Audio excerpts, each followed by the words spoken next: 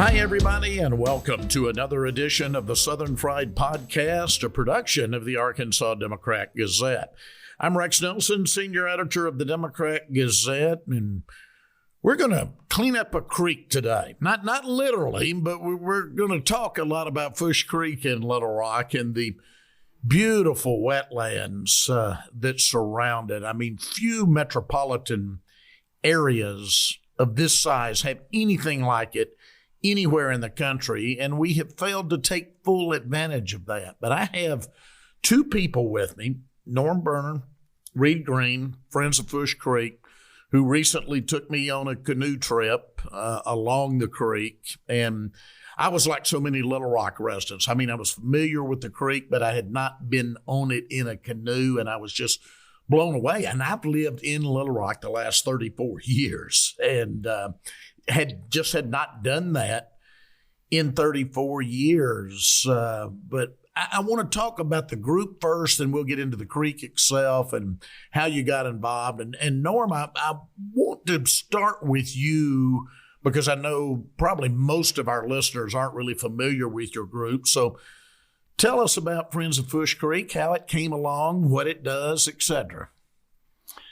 Well, Rex, about 10 years ago, a group of about 16 partners came together, and they were from local, state, and even a federal organization to form what we call Friends of Fourche Creek.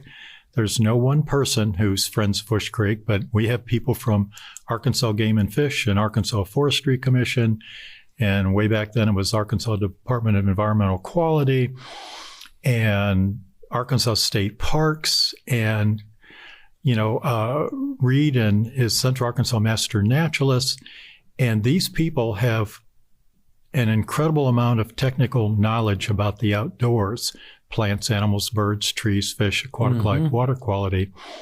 And we didn't even have the time to form a 501c3. We just came together to start cleaning up the largest urban wetlands in the South, right here in Little Rock, one of the largest in the entire nation. And we've got some 57,000 acres of Fourche Creek within our city limits, Rex. 57,000. That's within the city limits, but 108,800 total acres of urban wetlands.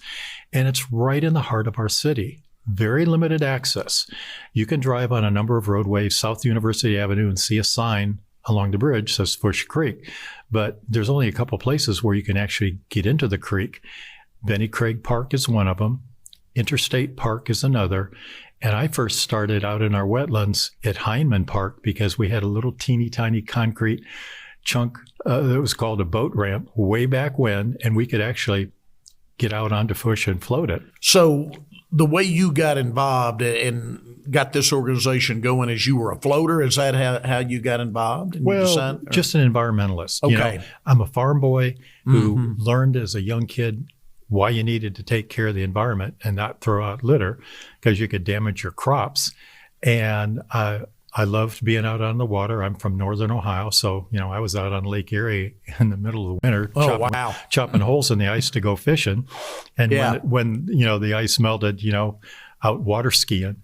But I started out some 17 years ago at the Heineman Park area when I moved back into Pulaski County from Saline County and got involved with the neighborhood association there. And Heineman Park is actually the largest city park we have, but it's all the sporting activities are in a limited area, but we've got a couple hundred acres of wetlands and it's incredible. And so, seeing the trash that was out there years ago and getting the neighborhood involved, it just made sense when we decided to grow and expand and get down to the Benny Craig Park area to get more people involved. And I had friends in all these different state agencies, and we just came together and formed this group that met up a half a dozen times a year pre-COVID to make a difference and to get other citizens involved to see the natural beauty. I mean, we had people from nearby neighborhood associations who'd never been out into the wetlands. They had no idea how beautiful it was, or that there were 300-plus-year-old bald cypress trees and hundreds of species of birds and lots of fish. So it was really fun getting all these agencies together to make a difference and to network and form partnerships to help our environment. Reed, talk a little bit about how you got involved with Fourche Creek. Well, I just heard about the trash pickups from Friends of Fourche Creek, and so I got involved with that probably around 2014, 2016, and just continued to do that. And as I, was reaching my retirement and became empty nesters, I decided to join the Arkansas Master Naturalists, which led me, to do what we're doing today. Well, and I want you. I don't want you to leave it there. Just that I was nearing retirement. I mean, your career kind of led into some of what you're doing now. Talk about your career with the U.S. Geological Survey and what you did there. Yeah. When I was growing up, I was always interested in biology. And you grew up here in Little Rock, right? No, I grew up following my dad climb the corporate ladder. Oh, okay. Gotcha. All over then. Okay. But they're from Little Rock. Gotcha. And so I'm very familiar with Little Rock. And we moved here in 1989. When I started working for the USGS. So I was interested in aquatic biology, stream ecology, lake ecology, and that kind of stuff. So that was kind of my preference.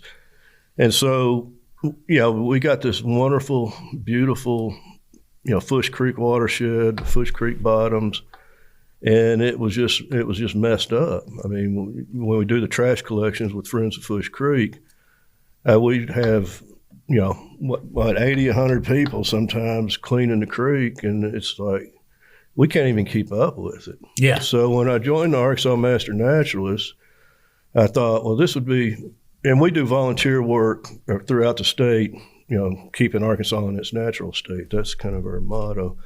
I thought it would be a great opportunity for the Master Naturalists to get involved with litter cleanup in Fourche Creek. And there were 2 trash booms originally, and they were kind of in disarray. And we hooked them back up in January of 2020.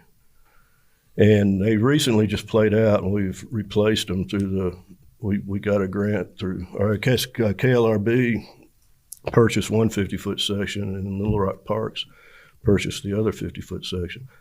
So we've got those back in play. And the special thing about the booms is they concentrate the trash. If it's street litter, it's, here and there, but once it goes down the storm drain, and then gets to one of the, I don't know how many tributaries. About 15. 15 tributaries that lead to Fourche Creek in the city. And we get a 1-inch rainfall, and all that trash is in the storm drains. It then has a colon flush.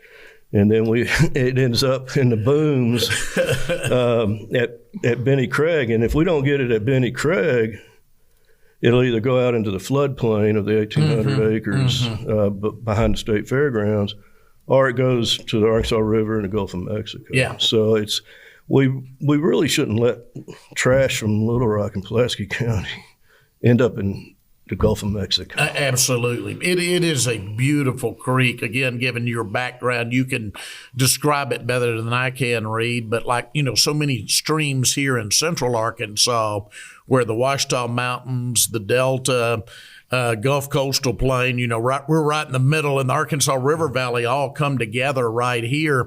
It begins west of town in the hills and then lowers into a lowland stream. Yeah, it shares a common watershed boundary with the Little Maumelle watershed and the Upper Saline. Yeah. And so it starts off in the Ouachita Mountains, and then it comes down into it'd be the Gulf Coastal Plain. And when it exits, it's in the Arkansas Valley. Yeah. So it's kind of goes through 3 ecosystems. And as far as I've traveled the country, I've done some international travel, but I've never seen a wetland in the center of a city that was, as an attraction that we have here in Little Rock. Yeah. And it's just, to me, it could be a showcase, a destination, for people to come, especially the citizens in Little Rock that don't even know it's there. Absolutely. And, I talk a lot on this show and write a lot in my columns about economic development and how important quality of life amenities are in the knowledge-based economy of the 21st century. You're now attracting not smokestacks anymore. You're attracting people. You've got to attract talented people. And quality of life amenities are part of that. So, Norm, I know one of the things we talked about when we were on the canoe trip was that there's so much potential there with the Southwest Trail now being built. As the city looks at its overall parks plan, talk a little bit about that and the potential you see inside the city of Little Rock and adding to that as a park and the potential it has for all residents of Little Rock and all residents of Central Arkansas. Well, our current director of Little Rock Parks and Recreation is on board with getting this turned into an official city park because of uniqueness. And because of our size, as we shared some 1,800 acres, this could become about the fourth largest city park in the United States. Years ago, Burns Park, just across the river from us, was third in the nation. Right. They're 200 acres smaller than us. They got pushed back by somebody this past year. But anyhow, how neat that Central Arkansas could have two of the largest parks in the U.S. But more importantly, Rex, our park, whatever it becomes named, is probably going to be the most unique. Because it's in a floodplain, the water level changes 16 to 18 feet if it rains hard. Wow. So we're not building any parking lots in there. There's no restroom because it'll be flooded. Right. No playground area. The playground area exists with what's out there in nature. So, we have access points from Benny Craig and Interstate Park where people can walk in. And that's what we've been doing for years for our cleanups. So when we take people out there, they're blown away. They had no idea it existed because of the uniqueness, the beauty, and all the natural things that are right here in the natural state. The Southwest Trail that you mentioned will be passing through our urban wetlands and right along the fairgrounds. So right now, Arkansas State Fairgrounds, it's the largest event that takes place in a year with more people coming. And we set a new record this past year at the State Fair with something like 569,000 people showing up.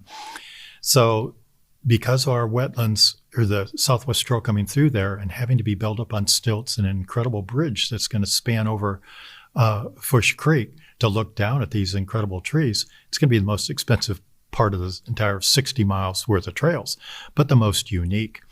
And, bicycling has become a very important thing here in Little Rock, and there's lots of new bike trails that are being built and pedestrian trails, non-motorized. Well, it's going to be a non-motorized trail coming through our wetlands, and they expect more people, Rex, to use the Southwest Trail once it gets started than the current number of people using the Arkansas River Trail. Man, that's amazing, because there are a lot of people who use the river trail. There are, and they've got some stats. Years ago when former Judge Buddy Valines wanted to build the Big Dam Bridge, people thought he was nuts. He wanted, $8 or $10 million bucks. Exactly. But what it did to connect us with North Little Rock and the trail system there was huge. So a few years later, when they built the Two Rivers Bridge, that was a no-brainer because it went to a parks area where more people were coming to. So more people use the Two Rivers Bridge than the approximate 900,000 to 1 million that are using the Big Dam Bridge. So they expect even more people to use the Southwest Trail because it's natural. And once they see it go through our huge urban wetlands, we're going to have even more people show up because we're seeing that right now when we do our cleanups. We had no idea this was right here in the city.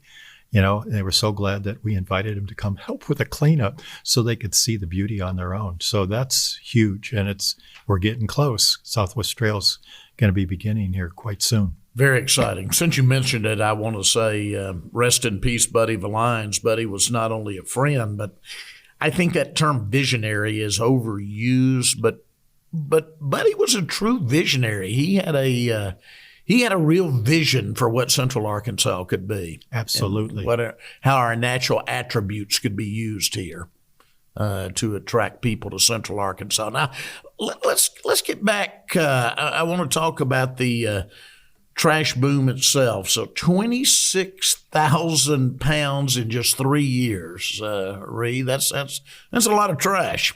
Yeah, we got two 100-foot trash booms that you can navigate around, and so it's not blocking, if you're floating in a canoe or kayak. And we're down at the downstream end of the watershed, and so everything from River Valley horticulture to Otter Creek, Crooked Creek, Vimy Ridge, all the way to the fairways of Chenal Country Club, which is the headwaters of Rock Creek. And then you got, we don't get Coleman Creek at the booms, but we got from Rock Creek all the way down. Yeah. And so there's a lot of street litter. And so they were clean. Oh gosh. Well, we collected 600 pounds last Saturday. And the booms were clean. Prior to that. Wow. And so, and we hadn't had that much rain. Now, we didn't get the big rain event, like 3 weeks ago. But this little rain event we had just this past week. Last week, yeah. Produced 600 and something pounds. Wow. Now, Norm, you are also active. You and I have worked in your association with several different groups, and you're very active in the Little Rock chapter of Keep Arkansas Beautiful. Talk a little bit about that chapter, and then I want you to talk about how Keep Arkansas Beautiful has gotten a grant program now where others can put these booms across creeks around the state of Arkansas. Sure. So back in 2005, a group of people here in Little Rock formed a nonprofit. And the following year, in 2006, we became a certified affiliate of Keep Arkansas Beautiful. And we're one of 13 certified affiliates, but we're also one of over 700 certified affiliates of Keep America Beautiful.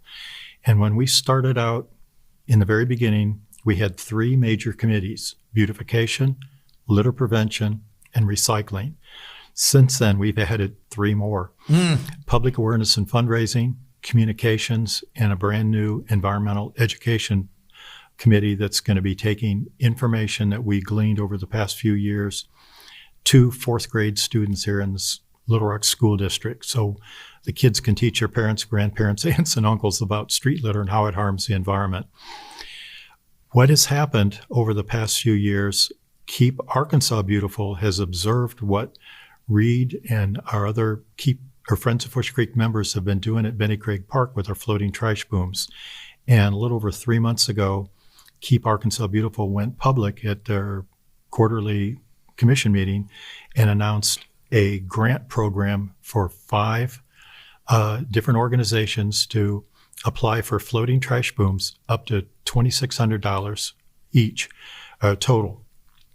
Keep Little Rock Beautiful won one of those grants. Blue Sail Coffee in Conway, Arkansas got the first grant, and Reed and I have been there to help them find a location and get ready to install their boom. This is going to be huge for people to see. Absolutely. Because it's a very public location where we're doing this, and lots of people are going to be coming by Tucker Creek and Pompey Park to be able to visually see this. And to this date, Rex, there are so many people who think that once street litter goes into a storm drain, it gets properly taken care of. And when we're doing our cleanups, we're talking trash with the people who show up all Literally the time. talking trash. Literally talking trash. Totally different than trash talking. And people are unaware of the fact that street litter goes to a nearest waterway. And as Reed has been talking here, we've got 15 major waterways in Little Rock that bring street litter and illegally dumped items into Fourche Creek. And we're trying to get the word out, and we've been talking about this for years, but there's still people who don't realize that it doesn't get processed like what goes into your sanitary sewer.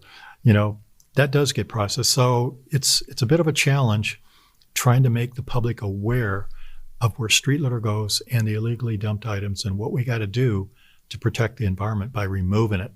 And as Reed said, once it gets to the Arkansas River, we can't put a trash boom across the Arkansas River. Exactly. And we got to capture it here. But we're trying to get more people involved in the Adopt a Street program that exists in many, many communities. Not everybody has a sign like Little Rock has that shares the name of the adopter. Works two ways: show who's cleaning up, who needs to clean up. Mm-hmm. But we're getting there. Over the past years, when we've been talking trash, we've gotten more people to get involved. My Keep Little Rock Beautiful group partners with the City of Little Rock Public Works Department, who created an Adopt a Street program here in Little Rock some 27 years ago. And we're helping them out because, when we first came on board, there were 13 more of us than a single person from Public Works. Yeah. And we're trying to get our neighborhood associations and business and civic organization, please adopt, 3-4 We need blocks. more streets adopted. Absolutely. Yeah.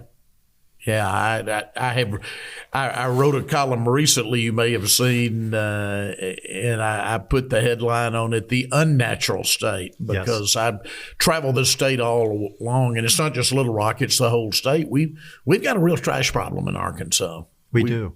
And it's really strange because we have a unique group of people who are very open and, willing to meet strangers coming into our communities, but we're about the most litter happy community I've seen, and I've lived all over the world being ex-Air Force. So it's crazy. Absolutely. And it is such, there's a lot of education, as you touched on, involved. Norm, I got to visit with you out there. You and the other volunteers staffed a table for 10 days during the Arkansas State Fair. By the way, the fair, congratulations, record attendance this year, which was great to see. You were there in the Hall of Industry.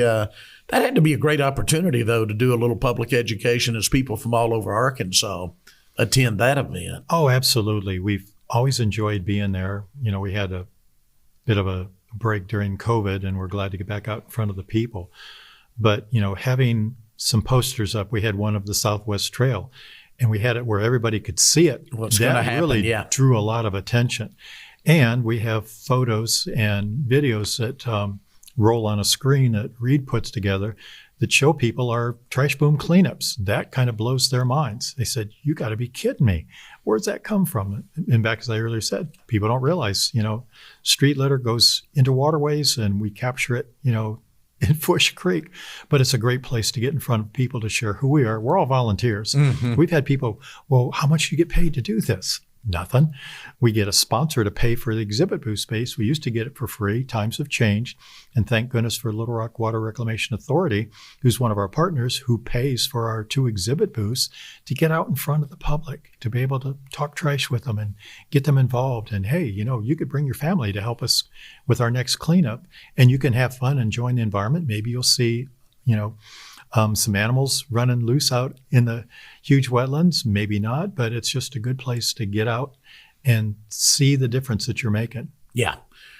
Reed, I know what my vision is. I have this vision of the Southwest Trail completed, lots of cyclists, lots of hikers on it, but then a lot of hikers going on into the wetlands and a lot more canoes, a lot more kayaks on Fourche Creek itself. What is your kind of vision? What can it be 5 years from now, 10 years from now? Well, we're thinking a lot alike. I think it could be a great attraction. And the bottoms, there's so many acres, and there's a lot of history down there. The Confederates had an encampment there at the Battle of Fourche Creek.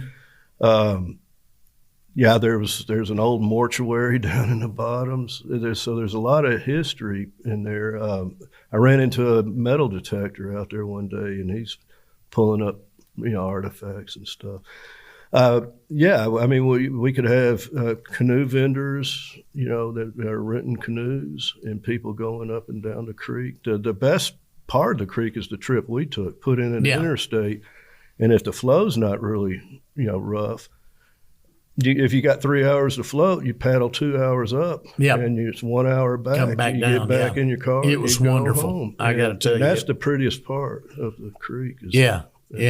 And I travel the whole state, and one of the things I've always liked about the Delta of East Arkansas is the big cypress trees. But boy, there's still cypress standing along Fourche Creek that we saw on that trip that are every bit as old as you'll find over, say, in the cache bottoms of East Arkansas. Yeah, we've got one that you can't get to it by the creek, but it's in the bottoms, and it's kind of you kind of got to walk through some sloughs to get to it. But it took 5 of us to wrap our arms around it. Wow. So I call that the champions. Wow, that's great. And I would have thought, given that this is the largest urban area in the state, that probably all of those would have been clear cut decades ago. But I guess it was so muddy and so rough, it was hard to get in there and get timber out. I think many of them were. Yeah.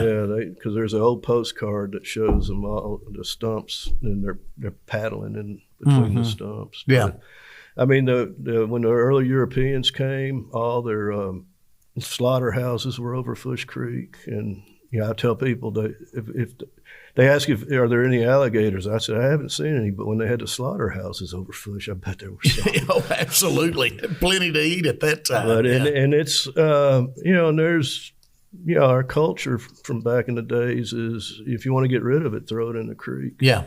And so there's a lot of tires still yet to get out. But the creek is fishable, you told me, if people want to fish also. Yeah, I fish it. There's good fish. There's a large variety of fish because it connects with the Arkansas River. So a lot of fish come in the creek to spawn and seasonally live, habitat there, and then go back out to the big river. And there is otter, there's deer. There was a clean deer carcass on the boat ramp at Benny Craig Saturday. Wow. Somebody cleaned a deer at the boat ramp. Yeah. But a lot of deer, a lot of wildlife. In the canoes, you can be real quiet. And so you come up on a lot of that wildlife. And one time I came around a bend and a bunch of wood ducks lit. Oh, nice.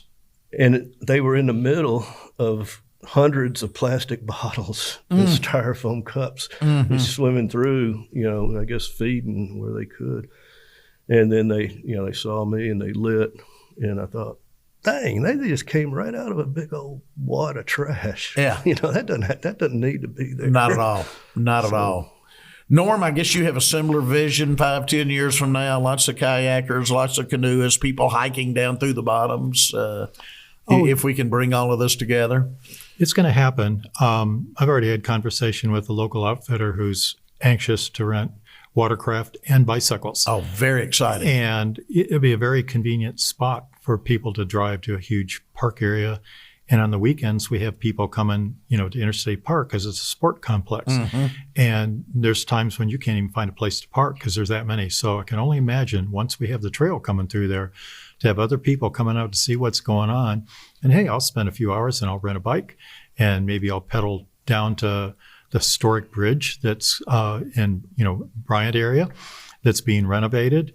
We know for sure the trail's going through that area, or paddle up to the Arkansas River from Interstate Park or get out and hike. I mean, we've got a half-mile trail that's out there on the land right now that we carved out years ago, and it's just made a difference. I mean, we use it to help get the trash out, but just to take people on a hike.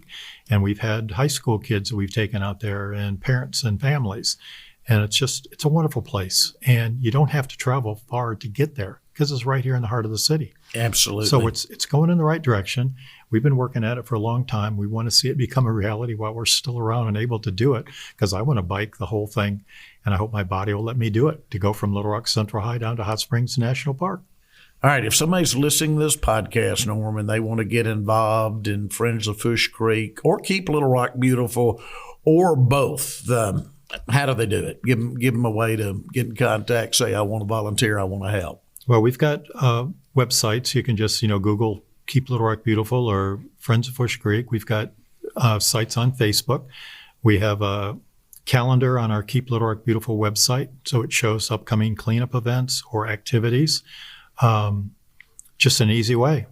And there are places where sometimes, my name pops up and an email address, shoot me an email. It just doesn't matter. Happy to help. All right. Very exciting potential. Thanks again for the canoe trip a while back. Hopefully we can do that again in the future. And thanks for all of you're doing to build on this wonderful asset, Fourche Creek and the Fourche Creek bottoms that we have here in Central Arkansas. Norm Berner, Reed Green, my guest today. Thank you for joining us for another edition of the Southern Fried Podcast, a production of the Arkansas Democrat Gazette.